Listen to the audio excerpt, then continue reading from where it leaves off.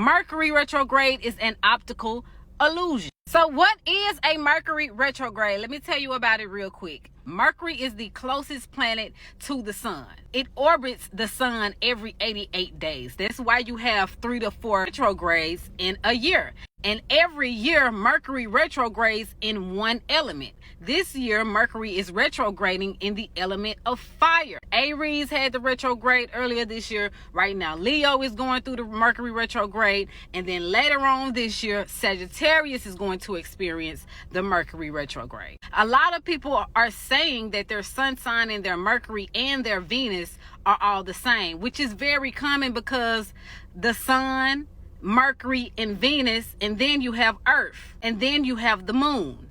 And the moon is not a planet. The moon is a satellite because the moon only orbits the Earth. In order for it to be a planet, it must orbit the sun. So it's very common that people will have the same sun, Mercury, and Venus because these are the 2 planets that is closer to the sun. When Mercury goes in retrograde, most of its dark side is facing Earth. That's why we have the optical illusion that it seems like it is moving backwards because of the orbital speed. However, it really is not moving backwards. That's just the illusion. Even if your sun, Mercury, and Venus and Saturn are the same, all of these planets, they have different functions. Mercury represents I think.